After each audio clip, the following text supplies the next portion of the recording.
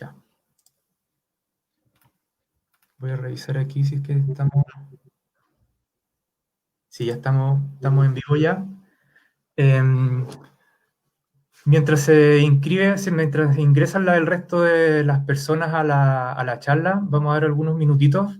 Así que paciencia, por favor, a quienes ya están en el Facebook de Sosoet. Muchas gracias por acompañarnos una vez más en nuestro ciclo de charlas. Mientras tanto, para quienes no han visto las otras charlas de la serie, del ciclo que hemos estado haciendo durante ya poco más de un mes, los invitamos a que nos sigan en nuestras cuentas en Facebook y en Instagram. Vamos a estar ahí publicando todas las siguientes charlas que vamos a ir haciendo, y las charlas anteriores están todas alojadas en la cuenta de YouTube de Sosoet. Así que pueden buscarnos también en YouTube y ahí van a poder encontrar todas las charlas que ya hemos realizado, las otras charlas durante el ciclo. Así que si nos esperan 5 minutitos, vamos a comenzar pronto. Así que vamos a esperar a que más gente se ingrese a la charla y ya comenzaremos. Así que paciencia.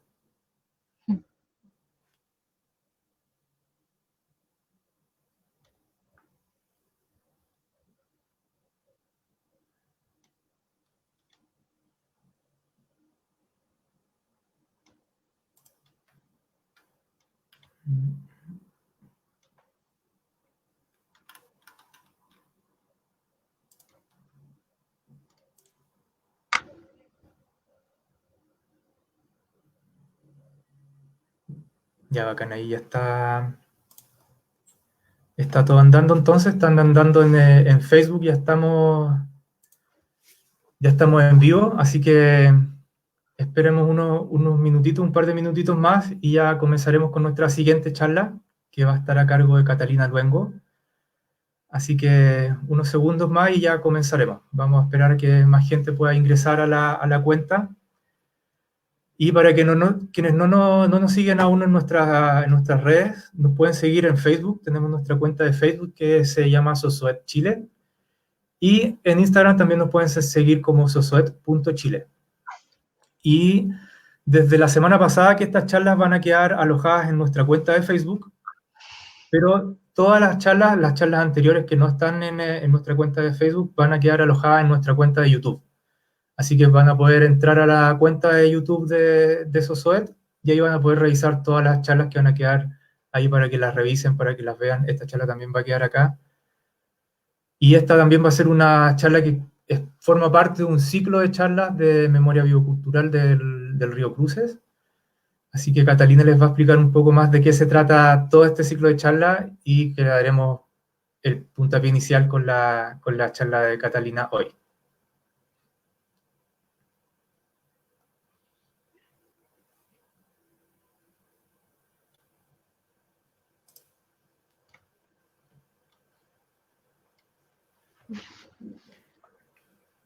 ¿Se escucha, cierto? Sí. Sí, se escucha bien. Ya. Bueno, saludar a todas y todos los que estén ahí conectados. Contarles un poco que este ciclo de la memoria biocultural se enmarca dentro de un proyecto que se llama Las aves como centinelas de la memoria biocultural en el Humedal Río Cruces, que está patrocinado por el Centro de Humedales Río Cruces y por otras instituciones asociadas que les voy a mostrar en la diapositiva siguiente. Mi charla... Cata, te voy a presentar a ti antes de que comience la charla, para que la gente te conozca. Dale. Así que, bueno, les presento Catalina. Ella es Catalina Luengo. Ella vive en Talcahuano, tierra de humedales, en Resistencia, donde ella ha desarrollado una vida con estrecha relación con las aves. Inicialmente ella se vinculó con las aves como una fuente de inspiración para desarrollar una faceta más artística, y luego ahora más recientemente se ha vinculado también con las aves en el interés de investigar las relaciones de las aves con los seres humanos. Y hoy en día se encuentra desarrollando trabajo comunitario por el buen vivir, por la educación ambiental y realizando también actividades de comunicación visual. Catalina es de formación ingeniera en conservación de recursos naturales y forma parte del laboratorio del estudio del Antropoceno de la Universidad de Concepción, asociada al área de investigaciones culturales, dentro de lo que se enmarca también la charla que dará el día de hoy, que se llama Relatos emplumados, explorando el rol de las aves en la memoria biocultural de las voces antiguas del humedal Río Cruces. Así que bienvenida, Catalina. Si es que nos pudiera explicar también un poco más acerca del ciclo de charlas dentro del que se enmarca la charla que va a hacer hoy día, sería ideal. Y también para la gente que nos está acompañando, los invitamos a que nos sigan atentos en nuestras redes porque vamos a estar también avisando cuándo van a ser las siguientes charlas que forman parte de este ciclo de memoria biocultural. Así que adelante, Cata, muchas gracias por acompañarnos. Así que Gracias, bienvenida. gracias Nico por esa presentación. Sí, bueno, el ciclo de charla de la memoria biocultural se enmarca un poco en este proyecto que les contaba de las aves como centinela del río Cruce, que inicia de hecho el día de hoy con este ciclo y con esta charla, que más adelante se van a ir generando una a cada mes en este ciclo también de la SOSOET, y agradecer igual a la SOSOET por el espacio y a las demás organizaciones e instituciones que forman parte de este proyecto, eh, como el IWA, la Universidad Austral, el Centro de Humedales Río Cruce, el Laboratorio de Estudio del Antropoceno en el cual pertenezco, en el Centro UC del Desarrollo Local, en el Centro de Estudios Interculturales y Indígenas y en el Núcleo Milenio del CC. Bueno, mi charla está enfocada principalmente en esto de los relatos emplumados, asociados a relatos recogidos en el humedal Río Cruce de las voces antiguas que vendrían siendo los adultos mayores, en el marco de una investigación que estuve realizando hace un par de años atrás, con la gente de allá del humedal y su relación con la ave. Bueno, para empezar entonces quisiera contarles un poco del por qué el estudio de las relaciones entre lo humano y la ave. Y es principalmente debido a que esta especie a través del tiempo han despertado interés para las culturas milenarias y actuales en, en su conocimiento y manejo, así también como una fuente de inspiración, dado que habitan en todos los biomas terrestres, coincidiendo con nosotros los humanos. Y desde allí surge la etnoornitología como una ciencia que estudia las relaciones entre los seres humanos con la ave y que se expresa en distintas dimensiones socioculturales, como por ejemplo aquí podemos ver en la cosmovisión andina relacionada al cóndor o al Kuntur, que es el mensajero de las montañas en la cordillera de los Andes. Por otro lado, también en otras cosmovisiones indígenas como el mapuche, en ritos propios como el choiquepurrún, asociado a ñandú, o en las artes también, como aquí dos grandes expositoras latinoamericanas, en las artes como es la Violeta Parra, por ejemplo, con sus canciones asociadas mucho a los elementos de la naturaleza y también con las aves como fuente de inspiración. Un ejemplo, por ejemplo, es la canción del Run Run, que es como este arte de la aves migratoria, asociada también al amor, como metafóricamente hablando. Por otro lado, también Frida Kahlo, en sus expresiones ya más antiguas de los años 50, como en este autorretrato donde se dibuja ella con los papagayos, otras representaciones fílmicas emblemáticas y antiguas también, como eh, The Beers en el 63, o algunos jarro pato de la cultura dieguita. También decir que la ave, no solamente como en estos vínculos más antiguos y ancestrales, sino que también como inspiración en la ciencia y en innovaciones científicas, como la aerodinámica, por ejemplo. Eh, bueno, y así es como la ave están presentes en los distintos escenarios de nuestro diario vivir, aunque muchas veces no nos percatamos de ello. Y sobre todo igual estos días que estamos en la pandemia, en donde igual nos sentimos un poco agobiados con el encierro y que quizás de nuestra propia casa, con el simple canto de los pajaritos en la mañana, podemos o ver en el cielo las gaviotas volando hacia el mar, o de la ciudad ver al gorrión picoteando en el balcón. Nos dan un poco de libertad a través de su paso y también nos reconectan con la naturaleza que se ve tan lejana, ¿no? Em, Sobre todo en esta época, donde quisiera hablar un poco como de la extinción de la experiencia que existe entre los seres humanos con su entorno natural, sobre todo producto de que el mundo está cada vez más globalizado, tecnologizado, somos más individualistas. Entonces, pese a que estos patrones también coinciden con los que degradan el medio ambiente, también repercute en nuestras relaciones interpersonales, tanto como con nuestras familias, con nuestros vecinos, vecinas, amigos, amigas, compañeras, y principalmente donde yo me quiero enfocar es con nuestros abuelos y abuelas. Y ahí lo importante de saber conversar con nuestras abuelas y abuelos sobre las historias que cuentan nuestros territorios, que en ese caso decir, por ejemplo, esa memoria viva que se esconde dentro de un bosque, de un cerro, de un humedal. Yo vivo aquí cerca de un humedal de la misma plantación, entre otros ecosistemas, que por ciertos de años han ido acumulando experiencias que se ven transmitidas en nuestros abuelos y abuelas que también han cohabitado con estos ecosistemas. Y bueno, también ahí surge lo que vendría siendo como un poco la memoria biocultural en el desarrollo de la búsqueda de nuevas conexiones que se dan por esta identidad cultural de un territorio y su relación con el ambiente. Y como para entender un poco más sobre el estudio que yo llevo a cabo, les voy a explicar un poco cómo se configura esta memoria biocultural. eh, y quisiera decir que es una memoria biocultural colectiva que se forma a través de los años por medio de los saberes tradicionales de los individuos que comparten un territorio, donde para entender esta interacción el año 2002, Toledo plantea tres vertientes del saber tradicional claves, que son el cosmos, que vendría siendo el conjunto de creencias o representaciones del medio, como por ejemplo un mito, una cualidad espiritual que se le asocia a alguna ave. Por aquí, ejemplo, puse el picaflor en la cultura andina. Por otro lado, tenemos al corpus, que vendría siendo este sistema de conocimiento o interpretación. Ya vendría siendo como lo que uno ve eh, físicamente, como por ejemplo aquí el mismo picaflor, pero andino. Y por otro lado, las praxis, que vendría siendo este conjunto de práctica o de uso o manejo de nuestro entorno. Aquí, ya sea quizás por el uso propiamente tal en la casa o rituales con, por ejemplo, un ave, pero en mi estudio no hubieron muchos casos asociados a eso y principalmente eh, más en la representación de esta especie asociada a prácticas o el desarrollo y vinculación de la gente por medio de prácticas productivas.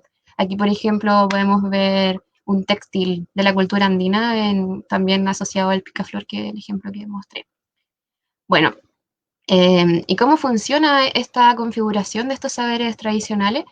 Cada individuo que se enfrenta a su entorno provisto de estas tres vertientes va perfeccionando su experiencia a través del tiempo, a través de tres cosas, tres procesos que ocurren, que vendría siendo lo que le dijeron, que es esta experiencia históricamente acumulada; por otro lado, lo que le dicen, que es esta experiencia socialmente compartida; y por otro lado, lo que observa por sí mismo, que es una experiencia más personal, individual.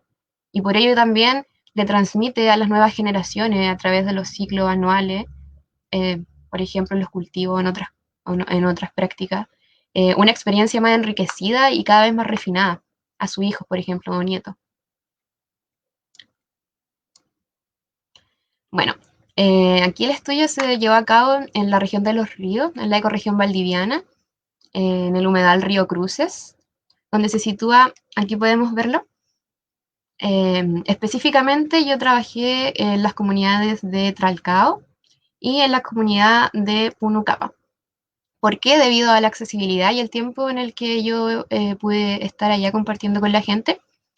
Y también por qué elegí este lugar, es principalmente porque es de importancia y relevancia nacional para Chile, ya que es el primer sitio Ramsar declarado en Chile, es decir, de la Convención Internacional de Protección de Humedales, porque cuenta con una gran diversidad tanto biológica como cultural, así como también diversos conflictos que han ocurrido en este territorio y que han modificado la memoria ambiental tanto de Valdivia y Chile, como podría ser el terremoto en el 60, y también más años atrás fue una noticia bien conocida de un derrame que es una contaminación del río producto de la celulosa Arauco, que le generó un fuerte impacto y un levantamiento social importante. Bueno, ¿cuáles fueron los objetivos de esta investigación? Principalmente, a modo general, fue identificar los elementos que configuran la memoria biocultural asociadas a las aves del humedal Río Cruce, y más específicamente en dos partes. La primera es caracterizar estos saberes tradicionales a través de los conocimientos, creencias y prácticas sobre las aves del territorio, como le explicaba anteriormente, y por otro lado, caracterizar esta memoria biocultural asociada a la vida en torno al humedal, eh, que junto a estos dos vendrían siendo como esta configuración de la memoria más total asociada a la avifauna. ¿Cómo se hizo? Bueno, principalmente en el tiempo que estuve allá, llegué por medio de varios organismos en donde yo estaba haciendo mi práctica profesional en el centro de humedales, y ellos me acercaron a distintas organizaciones que trabajaban con gente y ya llevaban estudios más o menos parecidos a lo que yo hice, que me dieron contactos donde yo pude llegar al territorio y conversar con la gente, y ahí por medio de la confianza establecimos conversaciones que vendrían siendo en esta entrevista en profundidad, que consta de una conversación que dura alrededor de 1 a 2 horas en un espacio abierto o cerrado, dependía de la persona, y que tienen un carácter personal, directo y no estructurado, es decir, una conversación abierta en donde yo buscaba de cierta forma que me expresaran sus motivaciones, creencias y sentimientos sobre los temas que estábamos hablando, y vinculado también a las aves. En este sentido, hablé con alrededor de 8 adultos mayores, en donde 5 eran mujeres y 3 eran hombres, que llevaban viviendo más de 40 años en el territorio, y donde sus edades iban desde los 60 años hasta el más adulto que tenía 96. De hecho, yo creo que un poquito más.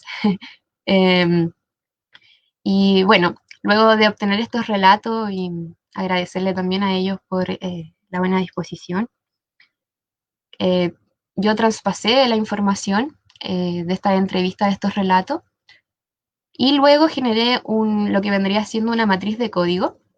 Aquí se las voy a explicar para poder determinar cómo se configuraban estos saberes, principalmente asociado, por ejemplo, a los conocimientos, lo estructural, que son como lo que uno observa en los elementos presentes en el entorno inmediato. Por ejemplo, el reconocimiento físico de un ave, o el reconocimiento por medio sonoro o por medio de una experiencia.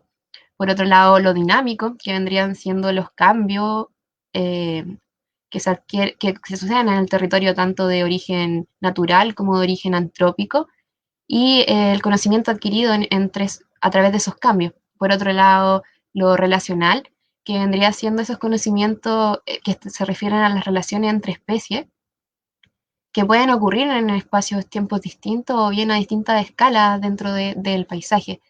Eh, bueno, también por otro lado, asociado a las prácticas, aquí como les conté anteriormente, más enfocado a las relaciones que tenían con la ave y el conocimiento adquirido mediante la interacción directa del manejo del entorno en sus diversas prácticas productivas.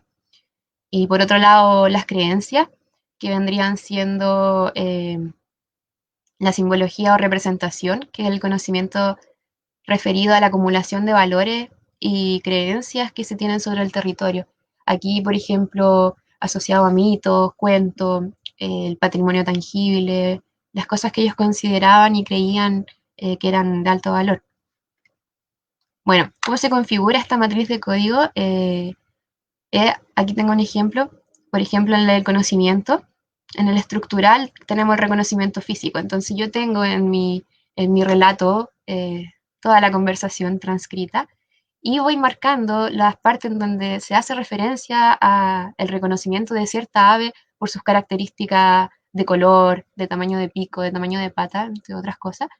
Y me cuenta un registro de datos en números asociado a cuántos de esos datos están reconocidos a través de la memoria biocultural del JAVE, otro asociado a la cantidad de datos con la memoria biocultural del territorio, y el general, que vendría siendo la memoria biocultural total, que es la suma de estos dos anteriores. Bueno, a modo del tiempo, y yo les voy a mostrar algunos de los resultados más relevantes de esta investigación y sobre algunos indicadores.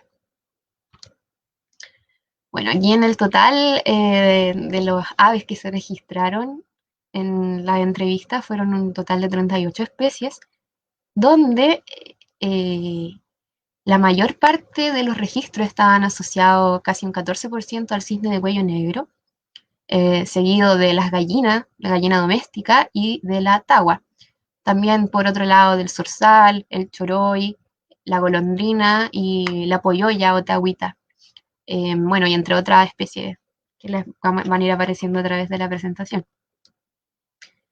Bueno, aquí abarcando igual un poco de cómo estaban asociados los conocimientos en estos relatos, podemos destacar que muchos de ellos coincidían y compartían en el que el cisne comía un güiro que había, que es como un alga que da hojitas chiquititas verdes y que eso se comen la florcita. Muchos hacían relación al luchecillo o el güiro, que era el alimento que consumían estas aves. Por otro lado,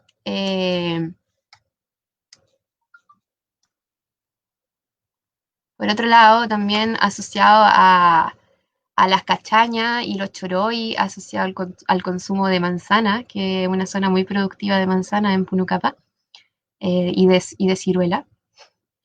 Y también se hace referencia a las golondrinas en la alimentación de insectos sobrevolando en el agua, o del picaflor en la zona más de casa, doméstica, comiendo las flores de los jardines, tanto como de los pueblos, de las plazas, como en la casa propiamente tal. Por otro lado, más ligado al bosque, la cachaña comiendo semillas de olivillo y de calafate. Y también en última instancia muchos relatos también coincidían en el jote, tanto de cabeza negra como de cabeza roja, comiendo la carroña, como modo de también regulación del ambiente. Bueno, en cuanto también, siguiendo con estos parámetros estructurales, se reconocen 4 hábitats principales de las especies que habitan en el río Cruce, principalmente el río y el humedal, con el junquillo, el luchecillo, al cisne de cuello negro, la guala, las garzas, las pidén, las poyoyas. Por otro lado, hacia la zona costera, el yeco o las gaviotas. Por otro lado, en el monte o en el bosque, mucho más asociado a los sonidos, más que a la perspectiva visual de esta especie, tanto como de la torcaza, como del carpintero negro de cabeza roja, que muchas veces es visualizado por su tamaño grande, ¿no? Aquí la mayoría de los relatos estaban asociados al sonido que ellos emitían en los troncos cuando estaban realizando sus actividades. Y también el chucao, el clásico chucao que todos hemos escuchado en algún momento cuando andamos por ahí en los senderos o en el cerro. Bueno, y en el espacio ya del campo, esta especie, el zorzal, el tordo, el cometocino o chanchito que le dicen allá, la diuca, el chincol, la golondrina. Bueno, en tanto el conocimiento experiencial asociado a relatos principalmente vía fluvial, aquí destacan, por ejemplo, antiguamente los horizontes blancos con negro. Esto es una frase que se repetía mucho, en que antiguamente cuando la gente tenía que navegar y ocupar solo la carretera vía fluvial que existía, se encontraba mucho con estos horizontes de aves, de especies de tagua y de cisne, en donde eran tantos que se veían y coloreaban el paisaje a través de estos horizontes, y que eran muchos, tanto que ellos tenían que pasar con su bote y poco menos hacerlo a un lado para poder abrirse paso. Y por otro lado, también asociado a la experiencia, que es un conflicto un poco latente con el choroy y la cachaña y algunas otras especies que recientemente han llegado, como la gaviota o la bandurria. Em, Sin embargo, no todas las personas pensaban de la misma forma, que era como un un conflicto y aquí les quiero compartir este fragmento que dice: pasan bandadas de loros, como en el campo hay fruta en los árboles, entonces los pájaros tienen que comer también. Hay gente que los corretea o mata, pero yo pienso que si después que uno cosecha la fruta les quedan los árboles para ellos, nosotros siempre dejamos fruta en los árboles. Mi viejo me enseñó que había que dejarle fruta a los pajaritos también. Bueno, y aquí haciendo referencia a una experiencia como familiar de la niñez con los pajaritos, y que gracias a eso una perspectiva un poco más de coexistencia con esta especie. Bueno, por otro lado, asociado a parámetros más de conducta, se menciona mucho al guairabo o al yeco posado en los muelles y en los barcos, el yeco más hacia la costa también, la tagüita por su aspecto pesado, la poyoya, eh, como flotando sobre o caminando sobre el agua. Y este principalmente, que es uno de los relatos que más se comparten, que es el cisne con sus pollitos arriba del hombro, como dice aquí en este fragmento. Muy asociado también a la maternidad, o yo lo asocio personalmente como a la maternidad, o que muchas de esas personas que compartían esa experiencia en su totalidad eran las mujeres. Em, bueno, por otro lado, la contaminación del río, esto ya es como entrando en lo que les decía de los cambios. Aquí es esto un cambio antrópico, en donde es el que presenta las mayores cantidades de referencia en todos los relatos. Toda la gente coincidía en que em, esto había sido un punto impactante, en donde el cisne de cuello negro y varias aves volaban y llegaban a morir a los patios de la gente, de tan sucios que estaban.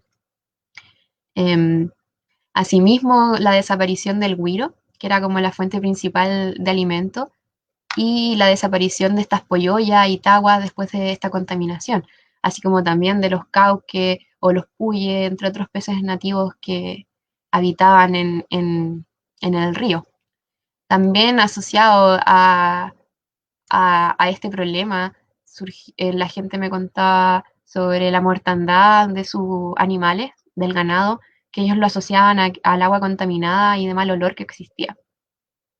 Y bueno, principalmente también un cambio obligado un poco del estilo de vida que ellos llevaban asociado al río, como podemos ver aquí en este fragmento, donde ellos se bañaban en el río antes, viajaban en el río, hacían su vida sobre el bote, ya que en los trayectos vía fluvial desde Punucapa, por ejemplo, a Valdivia eran alrededor de 2 horas o un poco más, dependiendo si estaban o no contra marea. Y para llevar a sus hijos, por ejemplo, a centros de salud o simplemente para vender sus productos en la feria fluvial. Entonces, antes tomaban desayuno arriba, cambiaban los paños a los niños, todos se bañaban en el río y ya luego de esta contaminación eh, esto ya no ocurría, junto a otros patrones también que fueron paralelamente ocurriendo, que hicieron que se desconectaran un poco más con el transporte fluvial.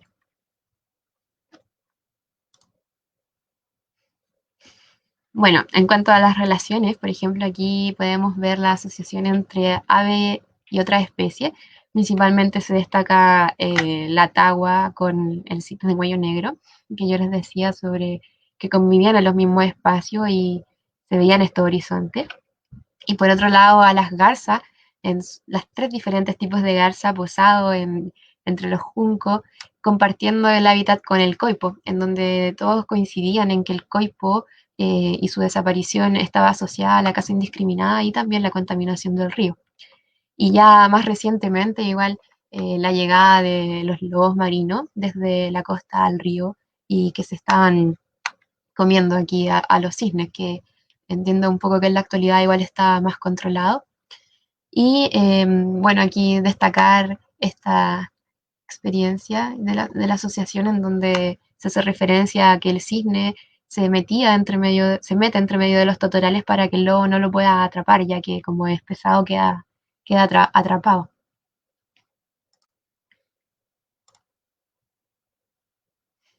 Bueno, y aquí, siguiendo con las asociaciones, estas son ya con especie exótica eh, o invasora, donde se nombra principalmente el conflicto del ganado de la oveja por carnívoros que depredan, por ejemplo, el perro silvestrado, los perros sueltos, y los pumas también, o el león, que le dicen.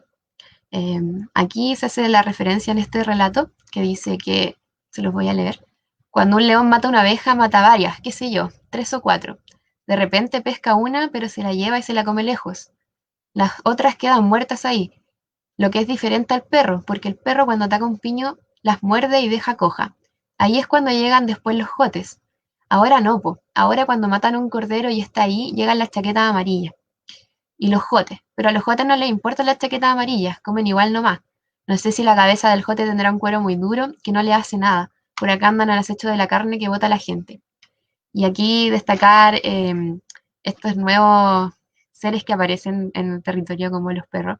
Y también la chaqueta amarilla, que es un conflicto igual importante en esta zona y que han habido hartas campañas para poder hacer un control sobre ella. Bueno, y también el bisón, que es una especie súper voraz y agresiva que habita aquí y que molesta a los cisnes y principalmente a la gente, dado que llega a las casas y le come las gallinas. Entonces es como un poco una pelea continua con ellos, con esta especie tan agresiva para que no, no le maten sus animales. Bueno, ahora aquí siguiendo con las representaciones ya, el cosmos, podríamos hablar del patrimonio tangible, principalmente referido al río como la fuente de vida de la gente, asociado al cuidado de este con toda su biodiversidad y significancia cultural para quienes han vivido directamente de su provisión de alimento, agua y recreación a través de los años. Y por otro lado, en el sector de Punucapa se representa a la iglesia como un patrimonio cultural junto a la celebración de la fiesta de la Candelaria, destacando aquí el siguiente fragmento que dice, el 2 de febrero se celebra la fiesta de la Candelaria desde el año 1882. Allá en la iglesia es patrimonio cultural y le da identidad al territorio, porque lleva más de 100 años celebrándose. Punucapa es un pueblo antiguo que significa tierra fértil para el cultivo de legumbres. En la lengua mapuche y la iglesia ahora la estamos restaurando con los vecinos para rescatar su identidad.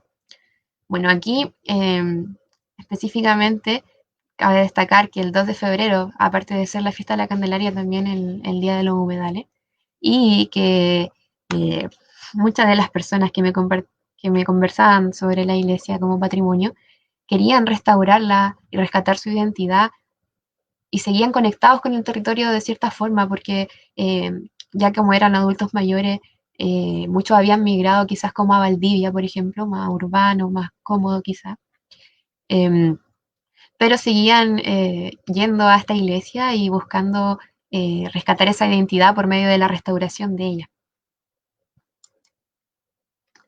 Bueno, aquí otro tema de las representaciones es el movimiento social que surgió luego de la contaminación del río, donde todos los relatos se asocian a la defensa del territorio, la naturaleza, los animales y especialmente los cisnes. Yo creo que fue como el emblema de estas movilizaciones, debido a esta contaminación que afectó la calidad y estilo de vida de la gente. Y también hartas representaciones artísticas, como por ejemplo esta obra o estos documentales que hasta el día de hoy están, y una marcha aquí. Bueno, asociado a las prácticas, si bien son muchas las que se realizan en el territorio, voy a destacar estos dos que son de los relatos que más habían.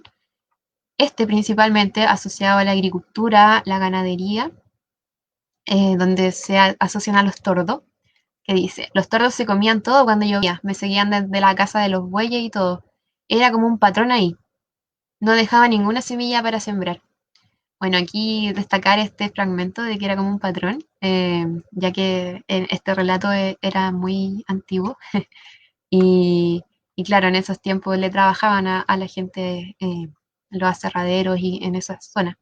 Y este pájaro que acompañaba en esta labor, además le comía las semillas que estaban trabajando. entonces era un poco complicado. Por otro lado, también en la agricultura y la ganadería, la mayoría de los relatos asociados a los choroy y las cachañas, los que nombré anteriormente, con el consumo de calafate, cereza y manzanas por las aves. Y por otro lado, la hortaliza, frutas y flores, que antiguamente la floricultura era una práctica muy usual que se vendía en la feria fluvial. Y aquí ya uno más reciente, que este es como de la actualidad, en donde la artesanía actual está asociada a las aves de allá del territorio y destacó esta persona que me hablaba de un kiosquito donde trabajaba que se llamaba El Totoral y donde hacían artesanía con cines de lanita que la gente se llevaba mucho, dado que es una ave muy emblemática y muy carismática en humedal. Bueno, entonces, los diversos elementos que configuran esta memoria colectiva del territorio pueden establecerse en base a distintas escalas espaciotemporales eh, de ocurrencia dentro de las cuales existen 5, donde la escala cultural abarca teóricamente todo lo que vendría siendo el saber total de una etnia o una cultura, a eh, la escala regional acotada al territorio histórico y su naturaleza circundante, culturalizada, una comunitaria referida más al espacio en que una comunidad se apropia, y otra doméstica delimitada por el área de apropiación familiar y otra individual asociada restringida al espacio personal propio de un individuo. Sin embargo, por el efecto de este estudio tan específico en ciertos lugares, no vamos a abarcar, por ejemplo, la cultural, que vendría siendo, no sé, por ejemplo, la cultura chilena, por decir algo, ni tampoco el espacio individual, sí las otras tres. Y ahí yo les quiero mostrar las aves que están y que aparecen en estas distintas escalas, que si bien pueden estar presentes en las tres o a lo largo del territorio, principalmente el punto de interacción con las personas es en la escala que les voy a nombrar, o entre las escalas que les voy a nombrar. Bueno, principalmente en la escala doméstica, como era de presagiar, las aves domésticas como la gallina o el pavo real, eh, que pese a tener muchas referencias asociadas a las gallinas en distintos relatos y entre otros estudios, escasamente son utilizadas para los estudios ornitológicos, por decirlo así, ya que pese a que estas aves domésticas cumplen roles súper importantes intergeneracionalmente de importancia cultural, social, simbólica, que trascienden un poco de este uso práctico como alimento o como provisión de trabajo o otra mercancía, por ejemplo, con los juegos. Eh, por eso aquí la incluyo. Sin, por otro lado, también en la escala doméstica, el picaflor asociado a las flores del jardín de las casas, que si bien también están en las plazas, el punto que más uno ve en las flores. Y también aquí algunos paseriformes asociados a esta escala doméstica comunitaria en las plazas y en los espacios comunes de los pueblos, como la golondrina, la diuca, la loica, el tordo, los chanchitos o cometocino. Y aquí el chanchito, por ejemplo, asociado también se cuenta mucho que llegan a las casas a comerse las semillas y la comida de las gallinas. Por otro lado, ya también el conflicto que nombré con el choroy y la cachaña en esta escala doméstica comunitaria. Eh, y ya como entrando netamente en lo comunitario, el quiltehue, las gaviotas, los jotes, el tiuque, guairao, las garzas, y ya a la más regional que tiene que ver el alcance eh, que sucede en el transporte por la región de los ríos, por medio del río en el humedal, eh, a estas especies ya que van desde el río a la costa, como el cisne, la tagua, la poyoya, la bandurria, el yeco, el martín pescador, la martina pescadora.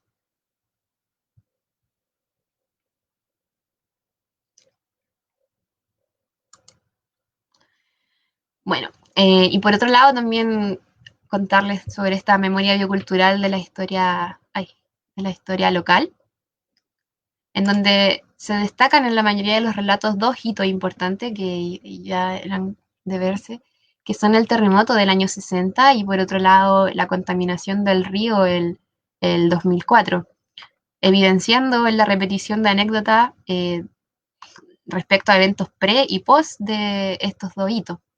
Como en primera instancia, desde el terremoto, la llegada de las carpas al río, eh, que aquí hay una historia interesante en donde se dice que habían propiedades alemanas cercanas al río antes del terremoto y que producto del terremoto y la inundación de estas planicies, estas piscinas se rebalsan de los alemanes, piscinas con pájaros, o sea, con pescado, peces exóticos, y caen y llegan las carpas al río. Por otro lado, el cultivo de papas y hortalizas quedan sumergidos bajo el agua, al igual que distintos bosques que estaban eh, en las orillas del río. Así también, luego del terremoto, la declaración del sitio Ramsar y creación de un área protegida como el Santuario de la Naturaleza Carlos Adwanter. Bueno, y desde aquí se desliga toda una vida, un estilo de vida asociado al río, principalmente, ya que en ese entonces la única vía para moverse entre comunas era por vía fluvial. Y principalmente aquí destacar al vapor Coyico, que era un barco que pasaba por las distintas localidades de las comunidades aledañas alrededor del humedal, recogiendo a la gente para llevarla y transitar hasta lo que vendría siendo Valdivia.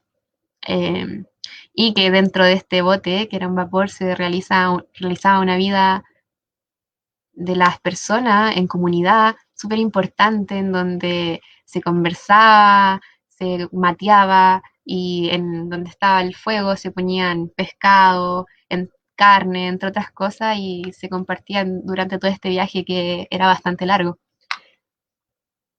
Bueno, también aquí destacar la vida que era súper dura, ya que ellos tenían Valdivia de una zona muy lluviosa y con mucha neblina también, en donde tenían que ir sí o sí hasta Valdivia a vender sus productos y por medio del río, pese a que lloviera o no lloviera, igual. Entonces era un sacrificio importante viajar y volver, o a veces viajar y quedarse en Valdivia y luego volver al otro día. Bueno, ya más adelante un poco llega la urbanización y estos caminos hacia las comunas, como por ejemplo en Punucapa, en donde si bien llega un poco el progreso, podríamos decirle, y llegan centros de escuela y centros de salud, también se pierde paralelamente un poco de esta cultura local y este compartir entre vecinos, ya que llega gente de afuera y la gente se pone un poco más reacia. Eh, bueno, y posteriormente a esto, la llegada de las forestales al cerro, en donde además de perder un poco del bosque, también se pierden y se asocian la visión o relación con ciertas otras especies que ya no se ven, como por ejemplo el chingue, el pudú eh, o el puma. Y ya después de las forestales, la contaminación del río el año 2004, que fue otro hito que condicionó muy fuertemente la vida de las personas, que generó un levantamiento social súper importante que repercute hasta el día de hoy en distintas organizaciones, conservación, instituciones científicas, entre otras. Eh, bueno, y ya también decir que a través del tiempo entonces van surgiendo hacia la actualidad distintos hitos que condicionan estas necesidades locales eh, y que inducen también a la toma de nuevas decisiones sobre el territorio y cómo se configuran, ¿no? Bueno, aquí este es como el resultado total, resumen, asociado a la configuración de los saberes, en donde el total de los relatos encontramos 460 datos, de los cuales 148 eran de la historia local y 312 asociados a la ave. Y aquí principalmente en la composición de esto, los conocimientos, con un 74,13%, que es en la mayor cantidad de registro, y asociados principalmente a estos parámetros visuales de, por ejemplo, el nombre del ave, el hábitat y la conducta. Y por otro lado, le sigue las prácticas, ¿no? El conocimiento a través de estos usos, que están principalmente relacionados al transporte vía fluvial para vender sus productos.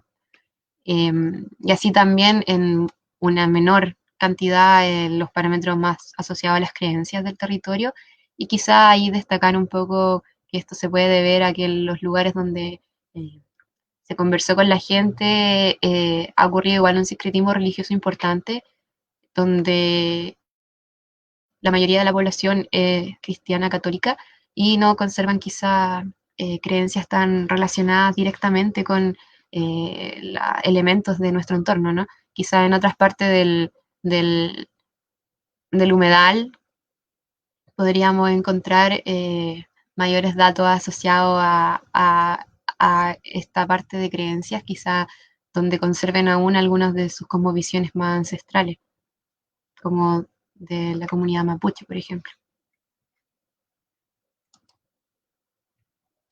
Bueno, entonces es evidente que la mayor parte de las especies de aves mencionadas por parte de la comunidad se deben al contacto directo con el río y el humedal y los remanentes de bosque nativo presentes en el sector, lo que responde directamente al uso directo del medio natural y a esta economía de subsistencia a través del tiempo, donde el conocimiento del entorno natural se convierte en el componente decisivo en el diseño, implementación de estrategias de supervivencia basado en el uso de estos recursos, ¿no? De la misma manera también se destacan los relatos eh, asociados al cine de cuello negro, a las tagua y la tagüita principalmente, donde queda en evidencia que las relaciones humanas con las aves en el pasado nos permiten también entender las relaciones presentes y proyectarlas también de mejor manera hacia el futuro, dado que la mayoría de las referencias asociadas a esta ave hacen mención a los cambios de su abundancia luego de hitos como la contaminación del río. Así también, por ejemplo, que las aves que son promotoras de experiencias compartidas entre los adultos mayores impulsan la sabiduría local colectiva, que representa entonces los cambios ocurridos en la transformación del territorio, o sea, los podemos ver como puntos de encuentro para poder ver los procesos que han ido ocurriendo. Y como desafío primordial de esta investigación es poder establecer los vínculos que permiten la revalorización cultural y, y ecológica del territorio a través de los vínculos bioculturales asociados, por ejemplo, a, no sé, al traspaso intergeneracional hacia nuevas generaciones, dado, tomando en cuenta de que estos relatos son desde nuestros adultos mayores y que muchas veces este flujo de conocimiento se ve súper interrumpido por las migraciones del campo a la ciudad o, o por parámetros más de cambio acelerado socioambiental y geopolítico. Bueno, y también destacar que se necesita más estudio asociado a las memorias bioculturales de los territorios, y ahí destacar que si bien esta es una muestra un poco como un estudio preliminar y muy puntual de lo que vendría siendo la memoria biocultural local, también lo que busca el proyecto en el que se enmarca esta charla es recorrer más zonas y tener más relatos y poder ampliar estos conocimientos al territorio, ¿no?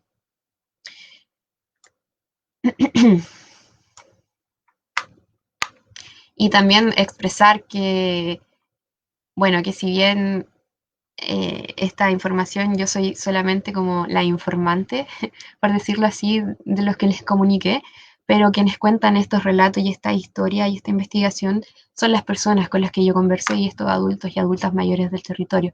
Por lo tanto, igual el agradecimiento a estas personas que dispusieron de su tiempo, sus conversaciones y sus mates caminando por el humedal. Eso, muchas gracias y también dejarlos invitados para el próximo ciclo de charlas que vienen a través de estos meses, para que ahí queden atentos a las redes sociales. Así que abro entonces ahora a las preguntas y al Nico. Y también ahí les dejo mi correo por si hay alguna otra duda. Muchas gracias, Cata. Gracias por la presentación, súper interesante y súper relevante también, muy atingente a lo que hacemos nosotros dentro de Sosoed, en esta promoción del diálogo intercultural y también intergeneracional, que muchas veces son los abuelos son los que terminan manteniendo toda esta información y que en las generaciones más nuevas se están perdiendo, pues lamentablemente no, la gente más joven no la pierde. Y Claro. aquí hay varias preguntas, pero la primera te la quería hacer yo y es justamente relacionado con eso mismo. ¿Cómo, no sé si tú tuviste tiempo también para hablar con gente más joven, principalmente con niños, y si veías que había algún traspaso de este conocimiento desde los abuelos, que por lo generalmente se transmite de abuelo a nieto, más que de abuelo a hijo, hasta los nietos, las nietas. ¿Tuviste ese intercambio entre esas dos generaciones? Sí, igual quizás no tanto como hubiese querido, pero ahora yo creo que vienen muchos más. Pero sí tuve alguna instancia en donde pude conversar con distintos niños en actividades de educación ambiental que salíamos a los humedales. Y bueno, en Valdivia igual se lleva a cabo un trabajo súper potente en los últimos años relacionado a la valorización tanto de este patrimonio humedal que existe en la zona. Y sí, los niños tienen una mente súper abierta en la actualidad sobre las aves que habitan ahí en su territorio. Igual Valdivia es naturaleza, donde tú mires. Entonces, creo que la vida con las aves se ve y se refleja mucho más directamente que quizá con las generaciones que están al medio, que hay como un poco de desconexión, ¿no? Creo Sí, que sí se nota y hay que proyectar a que se siga manteniendo esos vínculos. sí, pues tan importante también es como el caso de que tú dices de Valdivia, ciudades que miran hacia el río, que viven en función del río, el tener ese vínculo tan estrecho de una ciudad que es una ciudad grande, con la naturaleza, hace también que nos demos cuenta más de eso, que en muchos otros lados nos olvidamos, quizá acá en Santiago, nos olvidamos que vivimos en el cerro, que vivimos al lado del cerro porque no lo miramos, lo tenemos a nuestra espalda. Entonces muchas veces estos cerros se terminan transformando en vertederos, no en un lugar del que nos sintamos orgullosos. Entonces, tan relevante también es darle el valor a la naturaleza que merece. Sí, igual ahí destacar un poco sobre esa memoria viva que existe. Claro, acá tienen mucho territorio natural que explorar y que pueden vivir junto a él, pero también en las ciudades, como por ejemplo yo acá en Talcahuano, que está súper eh, degradada industrialmente y es súper grande, y en Santiago también, por ejemplo, que igual existen espacios de transformaciones, pues como la humedal en resistencia acá, o las plantaciones también tienen historias que contar y yo creo que es como nuestra misión un poco ir explorando esa memoria viva que existe en la transformación de nuestros propios territorios y por qué estamos donde estamos ahora, cómo lo queremos proyectar igual hacia el futuro. Sí, pues justamente. Oye, Cata, tenemos hartas preguntas aquí en el chat. Ya. Vamos a partir por alguien que ya conocemos, por Cristóbal. Le mandamos un saludo a Cristóbal. Cristóbal Pizarro pregunta, no sé si tú, Cata, tuviste la posibilidad de ver la charla de Julián Caviedes, que fue la primera del ciclo de charlas. A quien no la ha visto, está en YouTube de Sosoed. Bueno, él hizo una charla sobre los nombres mapuche de las aves. Y Ujú. la pregunta de Cristóbal es acerca de qué tan similar o distintas crees que son las estructuras de conocimientos, creencias y prácticas de las comunidades de Río Cruce y las del bosque que estuvo estudiando Julián. Mm, sí, vi la charla de Julián, estuvo muy, muy bonito el trabajo. Eh, Bueno, creo que igual se asemejan bastante, porque acá, claro, si bien el humedal es como el área natural más recurrente, sí, igual tenemos el bosque valdiviano súper semejante y quizá esta estructura práctica y creencia de la gente, quizá más occidentalizadas también, pero aún así reconociendo en su diario vivir a las aves, ¿cachai? En cambio, por ejemplo, acá en Julián, el trabajo las estructuras más ancestrales, en donde quizás salen, por ejemplo, más creencias o más, eh, no sé cómo decirlo, pero como reflejos de las aves, por ejemplo, en otros parámetros más de cosmovisión, como por ejemplo el Choiquepurrún o en rituales, que acá no vi yo. Eh, Quizás también por estos parámetros de transformación como del territorio y la urbanización, donde se ha degradado un poco esta cultura, Mm. estamos más chilenizados.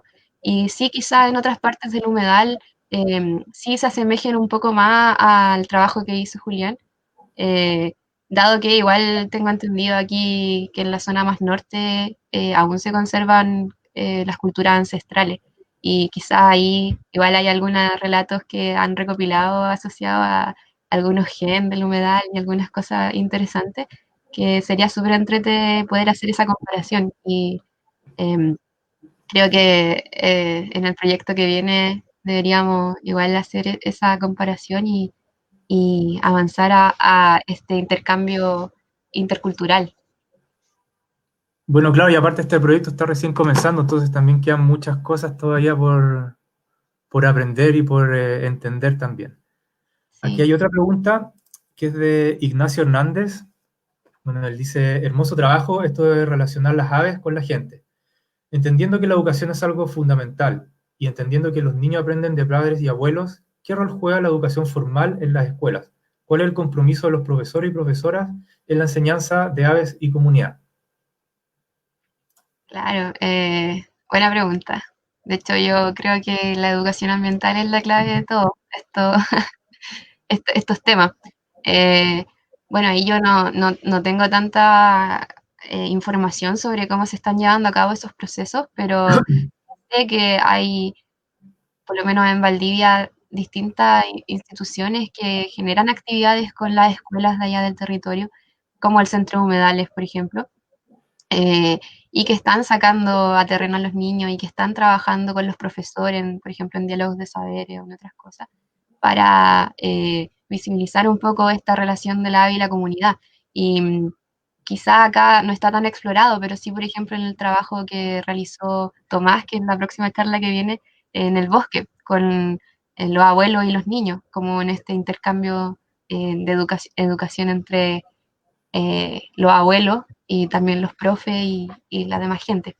Entonces, creo que es donde deberíamos apuntar mucho al traspaso y la utilización de estos materiales de las aves, que es como un punto de encuentro súper carismático, encuentro yo, o creo yo, que relaciona a todas las generaciones. Yo creo que toda la gente le gusta un ave o se siente identificado con un ave, como que quizá un poco de esa libertad que nos transmite, como que nos hace sensibilizarnos un poco más con nuestro entorno. Entonces, creo que es una buena herramienta poder incorporar la educación formal.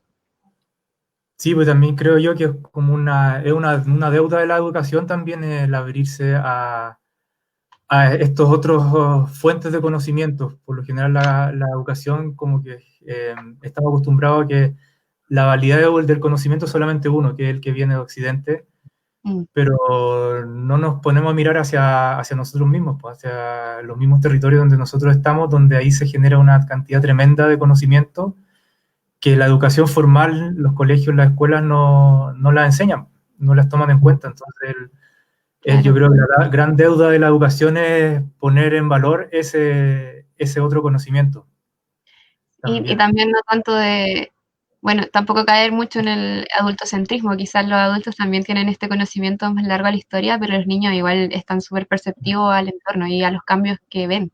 Entonces, poder hacer ese intercambio en Sí, altura de miras, ¿no? Y es también me como- recuerda a otra charla que hubo que fue de las aves en en los terrenos, el de la SOSET ah, anteriormente, que fue allá del norte de en el César. norte, ¿sí? Ahí Sí, trabajaba harto con las aves y salir a mirarlo. con los jóvenes, sí, pues los jóvenes son los que tienen todo el entusiasmo también para salir, aprender, conocer y al final la curiosidad es la base también de la generación del conocimiento, pues, y en eso está en los jóvenes, pues. Los jóvenes, los niños, cuando los niños tienen esa curiosidad a flor de piel. Y aquí Sí, tenemos otra pregunta de Paula. Paula Martínez pregunta, bueno, dice, excelente presentación, muchas gracias. Y respecto a las escalas espaciotemporales, ¿cómo este tipo de estudios pueden ayudar a priorizar acciones de conservación que requieran acciones colectivas? Pueden colaborar, ya.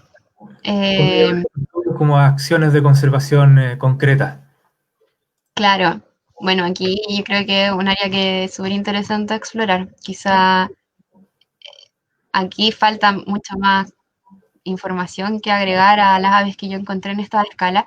Sin embargo, creo que es súper importante poder identificar a veces, por ejemplo, categorías de conservación que vayan apareciendo en aves, sobre todo acá en el territorio, y en qué escala de este espacio temporal se ven, se presentan y de qué forma podemos trabajar con este conocimiento que se tiene sobre esa especie y sobre cómo se ha modificado también el ambiente donde habitan. Y quizás también utilizándolas como eh, especies como carismáticas, como por ejemplo el cisne, y por otro lado también algunas que puedan ser como más bandera y que permitan así como conservar el total de estas. Eh, Creo que por ahí va un poco la pregunta en investigar un poco estas distintas áreas del territorio y la planificación territorial. Yo creo que ahí está, está la clave. Sí, sabéis que relacionado a lo mismo también me había salido una pregunta a partir de la presentación, que tú hablas, por ejemplo, de la chaqueta amarilla, de especies exóticas invasoras. Ujú. Y, y ellos, claro, como tienen muchos de ellos llevan 40 años viviendo en el territorio, probablemente vieron todo el proceso de el impacto que han tenido todas estas especies exóticas en las mismas especies nativas y también en el territorio. Y eso te quería preguntar cómo ellos las veían las especies exóticas. ¿Reconocían también su impacto que tenían en la diversidad local? Sí, completamente. Eran un problema, como en todos lados, pero aquí yo creo que con las especies de fauna los problemas se ven mucho más, más cercanos con la gente. La chaqueta amarilla, sobre todo con quien yo conversé, que son los adultos mayores, harto miedo a a esta pequeño ser, pero que igual es súper molestoso, y como poder sacar estos nidos de especies que están ahí en los lugares, eh, era súper complicado para ellos. Y de hecho igual cuando estuve haciendo mi práctica ya había un proyecto que desarrollaron en el centro humedal en donde estaban ayudando a controlar esta población de la chaqueta amarilla.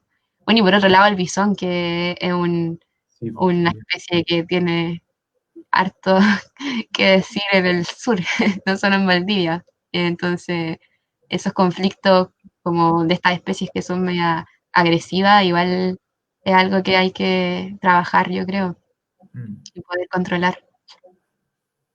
sí, totalmente. Mira, aquí tenemos otra pregunta de Nati Gutiérrez. Muy buena la charla, dice, y una consulta. ¿Se logró identificar alguna diferencia entre la información académica sobre las aves como comportamiento, distribución, entre otras, y el relato biocultural asociado a ellas? Mm. Buena pregunta, la Nati, le mando un saludo al norte. Y sí, o sea, yo creo que igual se solapan harta la información científica que hay sobre la distribución de esta ave, pero no lo exploré a mayor profundidad sobre qué tanto de lo que me contaban sobre las aves estaba dentro de las ciencias, ¿no? Pero sí, yo creo que aparecían distintos lugares como más puntuales, locales, en donde habían encuentros con estas especies como dentro del mismo humedal, por ejemplo, con las tagüitas, y hay varios cuentos interesantes que aquí Mm, no mostré, pero que quizá en el conocimiento científico y un poco más de revisión bibliográfica uno no logra llegar a conocer a fondo. O también como en estas más de transformación en el tiempo, tampoco. Como que no se ve tan reflejado como en las vivencias personales, como en lo que uno puede encontrar en haciendo un mapa o revisando los libros. Oye, ¿y ustedes piensan dentro del proyecto generar algún material de difusión, algún libro, algo a partir de los relatos? Que eso es súper súper interesante también poder Y entregarlo a más gente. estamos en eso.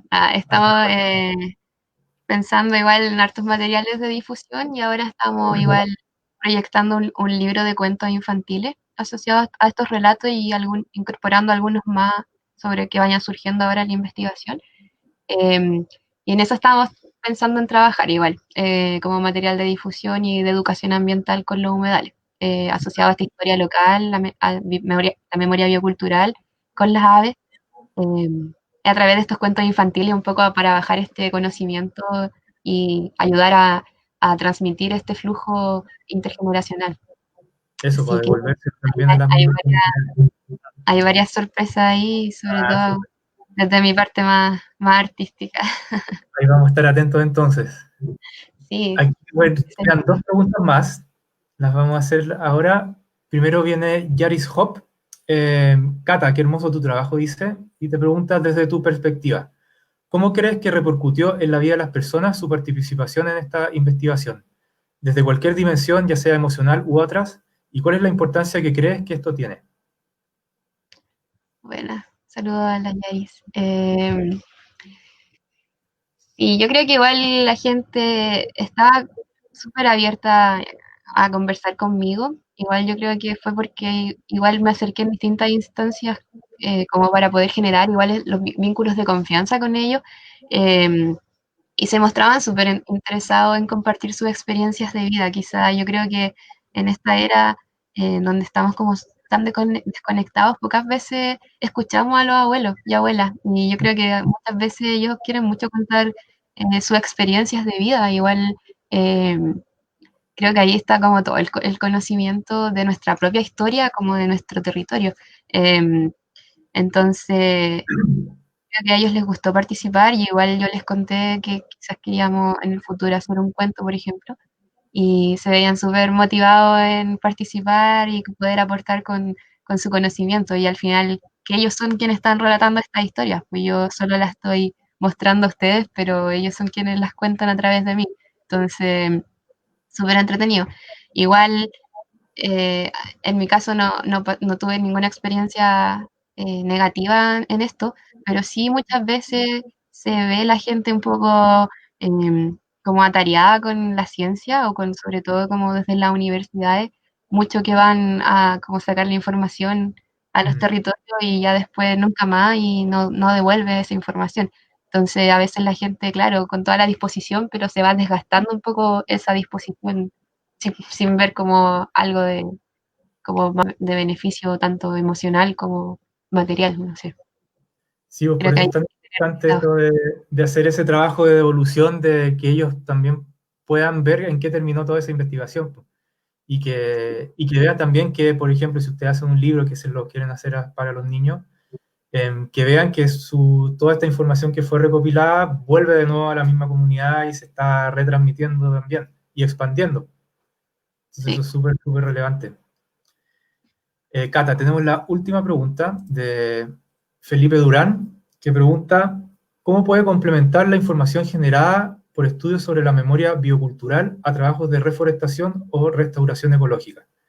¿Algún consejo sobre en qué centrarse al comenzar un estudio sobre la memoria biocultural? Saludos. Potente la pregunta. Mm. Sí, yo creo que muchas veces la restauración ecológica se ve mucho más como desde lo científico, como desde lo que tiene que ser, no tiene que ser, y creo que muchas veces se obvia como la historia de transición de esos espacios que queremos recuperar. Y creo que ahí está como el punto súper importante en incorporar a la gente del territorio y como el sentido comunitario de sobre cómo ellos quieren manejar ese territorio y sobre cómo quieren, qué es lo que quieren que tenga o cuáles son los recuerdos asociados a lo que existía ahí antes, como un poco la línea base tanto científica, pero la línea base también colectiva de la gente que ha vivido ahí y que antiguamente quizá extraía el boldo, por ejemplo, del cerro o otras plantas nativas medicinales que en la actualidad ya no están. Entonces creo que es importante poner punto en incorporar esos conocimientos de la gente tanto en la planificación de la restauración, eh, como las especies que se quieren poner ahí, y también Mm. en estas transiciones para no poder no repetir patrones. Yo creo que porque muchas veces quienes van a cuidar esa restauración o se van a hacer cargo en el tiempo van a ser los que están habitando ahí. Quizá uno los puede asesorar, pero son ellos al final los que van a utilizar ese espacio y cohabitar con las especies que estén ahí. Entonces creo que es importante generar ese vínculo como de apego al territorio y como de identidad local. Y que le haga sentido también las metodologías.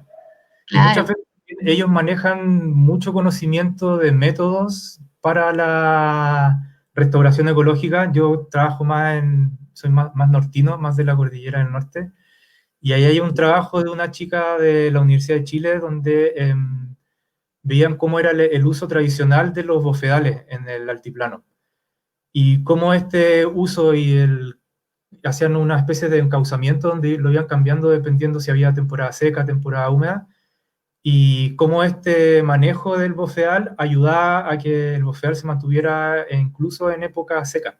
Entonces, la gente local, claro, maneja un conocimiento tremendo que son de años y años de pruebas y de gente que vive ahí, en comparación con la restauración ecológica que venga quizás de universidades que no han tenido mucho esto, que son más teóricas y que no han tenido esta implementación en terreno. Pero ellos han tenido la implementación en terreno y manejan toda esa información que yo creo que también ahí tenemos que tener harto ojo para aprender de ahí. Claro, claro, estoy súper de acuerdo con eso. Igual en el conocimiento, por ejemplo, de cuándo plantar la especie o a veces la estructura como científica es muy eh, Mm. firme y muchas veces el clima es súper dinámico, el tiempo, el lugar, la tierra, todo. Y creo que la Mm. gente que lleva ahí propagando plantas ya mucho tiempo tiene mucho más conocimiento a veces sobre en qué fecha es la mejor, que con tal luna es la mejor. Entonces, como Sí, que pues creo que estas se llevan bien con estas son amigas, estas no se pueden llevar bien juntas, entonces ellos tienen todo ya ese lo saben, conocimiento. ya. Sí, po. Es importante incorporarlo. Sí. Oye, Cata, llegó la última pregunta, ahora sí que sí es la última. Ya. Diego Luengo pregunta si actualmente existen medidas de protección tanto para las especies como el territorio en contra de proyectos que generen impacto ambiental tanto a nivel país como en el río Cruces. Las especies como en el territorio en contra del proyecto. Claro, ya, a ver. Actualmente sí existen medidas de protección en la especie y territorio. Primero, existe un sistema de evaluación de impacto ambiental de los proyectos que generen un impacto a la biodiversidad y sobre todo hay todo un estudio de impacto tanto a las especies como al territorio. Y también le da un poco más de de peso a un territorio que existan, por ejemplo, especies, o así está estructurado como políticamente hablando, eh, como la política ambiental que no es muy eficiente en Chile, que le da un plus, por ejemplo, que exista una especie que esté en categoría de conservación o que sea un área declarada eh, como área protegida A ver, nacional. prioritario. Claro, por ejemplo, acá en el Río Cruz es el sitio Ramsar y es santuario de la naturaleza y quizá como legislativamente no es tan influyente pese a que son relevantes internacionalmente, ¿cachai? Entonces, bueno, ahí hay harto trabajo que hacer y igual me recuerda a otra charla que hicieron en la SOSUED de la caja del... Sí, sí, ahí yo creo que también está la gran deuda, está también en el sistema de evaluación que tenemos, que es como en el fondo del la puerto. primera línea que tenemos ahí para proteger la especie y la área y los ecosistemas y que claramente tiene muchas falencias. Ahí también esa es otra deuda. Trabajar y cambiar esas legislaciones porque ahora están inconstitucional. Ahí creo Sí, es verdad. que eso. Oye, Cata, ahí están todas las preguntas, las hicimos todas, así que te queríamos agradecer en nombre de Sosoet. Muchas gracias por la presentación, súper interesante. Lo bueno es que va a quedar ahí online, va a quedar en línea para quien la vio, quien llegó medio atrasado a la charla, va a quedar en nuestro Facebook, después lo vamos a subir al YouTube de Sosoet Así que ahí también van a poder seguir compartiendo y también ver las otras charlas que hemos estado haciendo dentro de este ciclo. Bueno, Y gracias. las invitamos también a la charla que vamos a tener el próximo miércoles, va a ser la próxima charla que va a ser de un proyecto de escritores de poetas indígenas. Así que ahí estén atentos, vamos a estar ahí avisando. Así que no sé si queréis decir las últimas palabras, Cata, antes de despedirnos. No, dar las gracias a la SOSOET por la invitación, por el espacio y también dejarlos invitados a que sigan los ciclos de charla tanto de la SOSOET, que están súper buenos, y también del micro este ciclo que se enmarca el proyecto en que damos inicio hoy día con esta charla. Así que hay muchas novedades y cosas que hacer. Así Eso que sí. eso. Así que sí, recuerden que esta es la primera charla de este microciclo de charlas de memoria biocultural del Río Cruces, así que vamos a tener una charla al mes, así que ahí también estén atentos para los próximos avisos.